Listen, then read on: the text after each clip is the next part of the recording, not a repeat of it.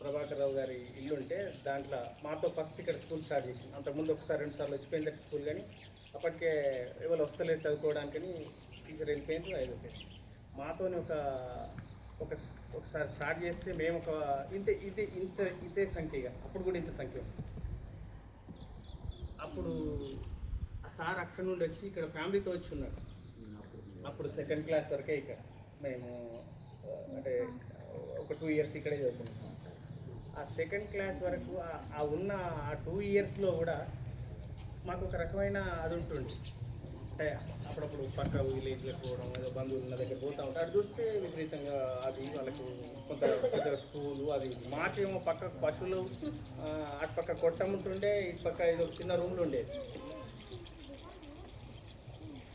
అంటే ఎక్కడి నుంచి ఎక్కడి దాకా పోయినామంటే ఇది నాలాటోడికేమో కొంత కుటుంబ నేపథ్యం కావచ్చు, అట్లా ఒక చేయిస్తే బయటపడగలరు. నా తోటి వాళ్ళందరూ ఎవ్వరు కూడా బయటకు రాలేకపోయారు. ఈ ఊళ్ళో నేను 2nd గ్రాడ్యుయేట్. నాకంటే ముందు రాయేశం అని ఇరువెట్ల రాయేశం అని అడ్వకేట్, అండ్ నాకంటే సూపర్ సీనియర్, ఒక 3-4 ఇయర్స్ సీనియర్. అంటే చదువుకున్న వాళ్ళు ఇంకొకరికి హెల్ప్ చేయాలనే ఆలోచన ఎట్లుంటుంది అంటే, ఇంటర్మీడియట్లో నన్ను తీసుకుపోయి రాయేష్ మీద తీసుకుపోయి నన్ను ఏం చేసి, అంటే అప్పుడు ఎవరో తీసుకుపోవాలంటే ఎవరు తెలియదు. చదువుకున్న వాళ్ళకు ఇక్కడ కాలేజ్ ఉంటుంది, దీన్ని ఇట్లా అప్లై చేసుకోవాలి, ఈ విధానం ఇట్లా ఉంటుంది అని చెప్పి నన్ను తీసుకుపోయి అక్కడ జాయిన్ చేసి, నేనైతే ఇట్లా వచ్చిన కానీ ఆయన చాలా పూర్వం చనిపోయినాడు. ఆయన పట్టుదలతో చదువుకొని ఇప్పుడు మంచి స్టేజ్లో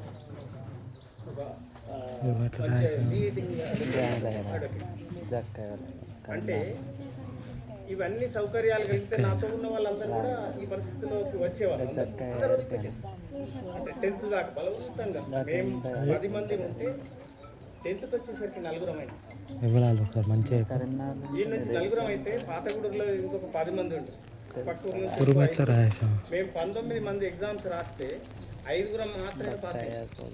అప్పటికి మాకు చదువు మీద అంటే మేము చదివి పాస్ అవుతాం అనే నమ్మకాలు లేదు. అప్పుడు జరిగిన ఈ ఎండపల్లి సెంటర్ అక్కడ ఏదో అంటే మనం ఏమంతా పెద్ద చదివి ఇప్పటి నుంచి అయితే వీళ్ళని నెట్టేస్తే అయిపోయినా ఏమైనా చేసుకోగలుగుతారనే దృక్పథంతో వాళ్ళు అప్పుడు ఇంకా గుండె ఇంటర్మీడియట్కి వెళ్ళిన అసలు నెల్లు మాట చూస్తే అలా డాడీ ఏమర్థమైతే లేదు. అసలు చదువుకోగలుగుతామా బిల్డింగ్ మైసమ్మ పక్క బిల్డింగ్ అంటే కొంత ఒక 6 months తర్వాత నాకు అక్కడ ఉన్న వాతావరణంలో అరే చదవాలి కంపల్సరీ, చదువు అనేది లేకపోతే అసలు అది లేదు అని నేను యాన్యువల్ ఫస్ట్ ఇయర్ ఎగ్జామ్ రాసేసరికి 3 సబ్జెక్టులు పాస్ అయినా 2 ఫెయిల్ అయ్యాయి. నాకు జీవితంలో మొదటిసారి ఫెయిల్యూర్ అనేది. అంటే అప్పుడు నేను అది ఫెయిల్యూర్ను బాధపడతలేదు, 3 సబ్జెక్టులు పాస్ అయినా అనే సంతోషం, నాకు నేను పాస్ అవుతా కదా, అరే నేను పాస్ కాగలిగినా అనే సంతోషంలో అప్పుడు మళ్ళీ సప్లిమెంటరీ టైం వరకు ఇంగ్లీష్ ఎకనామిక్స్ నేను ట్యూషన్ పెట్టుకుని సప్లిమెంటరీ కంప్లీట్ చేసుకున్నాను, క్లియర్ చేసుకున్నాను. తర్వాత రెగ్యులర్గా అది చేసుకున్నా. తర్వాత డిగ్రీలో ఎంటర్ అయినా. ఇంకా నాకు వెనక్కి తిరుగుతుండే, నేను అసలు ఫెయిల్యూర్ అంటేనే లేకుండా కంటిన్యూ అయితేనే ఉంది. కానీ అప్పుడున్న పరిస్థితులలో నాకు వ్యాపారం చేయాలి అంటే చాలామంది పెద్దవాళ్ళని చూస్తూ ఉండేదాన్ని, చేయాలి ఏదో పెద్ద రకమైన పెద్ద స్థాయిలో బిజినెస్ చేయాలంటే మంచి చదువు కాదు అని నేను MBA కొరకు అప్పుడు యూనివర్సిటీలు ఇట్లా ఒక సెట్ ఉండకు, ఏ యూనివర్సిటీది ఆ యూనివర్సిటీకే రాసుకునేది. MBA నేను 3 సార్లు ఉస్మానియాకు కాకతీయకు రాసిన. అప్పుడున్న ఈ రిజర్వేషన్ వ్యవస్థ మన చదువులంత మాత్రానికి అసలు సీట్లే తక్కువనే రాక లాస్ట్కి ఏం చేసిన అంటే లా చేయను, డిగ్రీ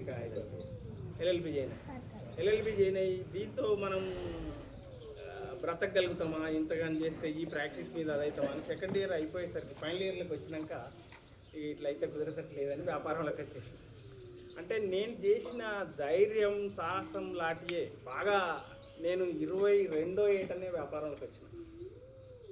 అది చాలా పెద్ద సాహసం. అప్పుడున్న పరిస్థితులల్లో ఇది చేస్తేనే బ్రతకగలుగుతాం, తప్పకుండా చేయాలని వచ్చినాం. ఆ వచ్చుడే చాలా పెద్ద అచీవ్మెంట్లను రీచ్ అయినాం. కానీ వ్యాపారంలో మేము చిన్నవాళ్ళం, మాకున్న ఎదుటి వ్యక్తిని అంచనా వేయలేని పరిస్థితిలో చాలా ఫెయిల్యూర్స్. చిన్న ఏజ్లో ఉన్నాం కాబట్టి ఆ ఫెయిల్యూర్స్ అన్నీ అధిగమించి సక్సెస్ కాగలం. అందుకే ముఖ్యంగా ఏంటంటే బేస్ కరెక్ట్ కనుక ఉంటే ఏదైనా చేయొచ్చు. ఇప్పుడు మేము ఎక్కడికి పోవాలన్నా భయంగా, నేను నాకున్న అవకాశాలకు నాకు కరెక్ట్ బేస్ స్టాండర్డ్స్ సరిగా ఉంటే నేను చాలా పెద్ద స్థాయిలో ఉండాల్సినది. నాకు అన్ని ఆపర్చునిటీస్ వచ్చినాయి, లాంగ్వేజ్ కానీ ఇవి ఈ ఎడ్యుకేషన్స్ ఇవన్నీ చాలా ఇబ్బంది పడ్డాం. నేను ఇంటర్మీడియట్ నుంచి విద్యార్థి పరిషత్లో పనిచేశాను, నేను ఒక స్టూడెంట్ ఆర్గనైజేషన్లో. అప్పుడు నాకు చాలా అవకాశాలు నన్ను చూసి వాళ్ళంతా ఏంటంటే చాలా అవకాశాలు ఇస్తున్నారు. నాకు కాలేజ్ సెక్రటరీ దాకా అవకాశం ఇచ్చింది, స్టేట్ ఎగ్జిక్యూటివ్ దాకా ఇచ్చింది. బయటికి ఫుల్ టైమర్ పోతావా అని కూడా అడిగాను. కానీ మనం అప్పటికి ఫుల్ టైమర్ పోయే పరిస్థితుల్లో ఇక్కడ పెద్ద ఫ్యామిలీ అది ఇది ఇవన్నీ పోయేది లేదు. అంటే దానికి తోడు చదువు చక్కగా ఉంటే ఇవన్నీ చేసుకొని రావచ్చు. ఇప్పుడున్న ఇదే సంజయ్ నేను ఇద్దరం ఎస్ఆర్ఆర్ కాలేజీలో ఒక వెహికల్ మీద తిరుగుతూ కొట్లాడుకునేటోళ్ళం, పిల్లల కొరకు ఏదైనా ఉద్యమాలు చేస్తున్నాం, ఇవన్నీ చేస్తున్నాం. అంటే ఆయనకున్న పట్టుదలకు ఆయన పరిస్థితి ఆయన అదృష్టానికి. ఇప్పటికైనా నేనేమంటున్నానంటే పిల్లలకు మనకు తోచిన సహాయం తప్పకుండా చేసి వాళ్ళను అది చేయడానికి తప్పకుండా ప్రయత్నం చేయాలి. నేను మండల స్థాయిలో, కాన్స్టిట్యున్సీ స్థాయిలో ఎక్కడ ఎవరు అడిగినా ఏది కాదనకుండానే చేస్తున్నాం. అది నేను స్కూళ్ళ విషయంలో మాత్రమే చేస్తున్నాను. వేరే దాంట్లోకి చాలామంది వచ్చి అడుగుతాను, అది ఇది కాకుండా స్కూళ్ళకి మాత్రం తప్పకుండా చేస్తున్నాం. మొన్న పాతగూడ చేసినాం, కొత్తపేట చేసినాం, ఇట్లా చేస్తూనే ఉన్నాం. అది మా సొంత స్కూల్కు. ఇక మీరు అడిగింది కదా,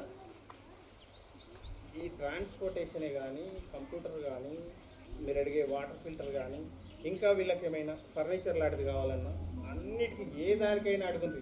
నా సొంత అది అనుకొని చేస్తాను. దీనితో ముఖ్యంగా గవర్నమెంట్ నుంచి మీరు దీని ఇన్ఫ్రాస్ట్రక్చరు సరిపోతుంది, ఒకవేళ సరిపోతలేదు అనుకున్నా కూడా మన చేతిలో పని ఉన్నది కాబట్టి మీరు స్ట్రెంత్ను అంత ఆ రేంజ్కి తీసుకొస్తే తప్పకుండా ఇంకొక బిల్డింగ్ కానీ, దీని పైన అది కానీ, లేకపోతే దీని ప్లేస్ ఇంకోటి కానీ చేయడానికి కూడా తప్పకుండా మంత్రి గారితో మాట తీసుకొని చేపించే ఏర్పాటు. ఇంకా గ్రామ ప్రజలు కూడా అందరూ సహకరించాలి. పిల్లలను పంపడం విషయంలో కానీ ఏదైనా ఇట్లాంటి చిన్న కార్యక్రమం అయినా ముందొచ్చి ఉండాలి. ఈ మధ్యన మన దగ్గర యూత్ పిల్లలు ఉన్నారు, వాళ్ళు కూడా కొంచెం చదువుకొని మంచి పరిస్థితిలో ఉన్నారు, వాళ్ళు చేయాలని ఒక ఆలోచన కొద్దున్నారు. వాళ్ళను మనం బాగా వాడుకునే పరిస్థితిలో ఉంటే మాత్రం డెఫినెట్గా మనకు అన్ని వాటిల్లో సాయం చేస్తారు. ఎందుకంటే పరిసరాలను కూడా కొంచెం పరిశుభ్రంగా ఉంచడానికి ఇవన్నిటికీ ఏదైనా ప్రతి కార్యక్రమంలో వాళ్ళని పార్టిసిపేట్ చేయించుకోవాలి. ఇంకోటి ముఖ్యంగా మనం ఎక్కడైనా ఏ స్కూల్కి పోయి చూసినా కూడా టీచర్లు మామూలుగా మేము వచ్చినామో ఆ టైం గడిచిపోయిందా, 31 తారీఖు అయిపోయిందా, 1 తారీఖు వచ్చిందా, శాలరీలు వచ్చినాయా, మేము హాయిగా ఉన్నామో అనే పరిస్థితిలోనే ఉంటాం. మన సార్ చాలా రోజుల నుంచి మేడం కానీ సార్ కానీ ఇక్కడికి వచ్చిన నుంచి నాతో కనెక్ట్ అయి ఉన్నారు. ఇది చేద్దాం అది చేద్దాం సార్ అన్నారు. సార్కు నేను ఎప్పటి నుంచో అటాచ్లో ఉంటుకుంటూ అన్నీ చేద్దామని చెప్పినాం. ఇది నాకు చెప్పకుండా కూడా సార్ ఇంత పెద్ద కార్యక్రమం, అందరికి బట్టలు ఇవన్నీ చేయాలని మేడం వీళ్ళంతా కలిసి చేసిండ్రంటే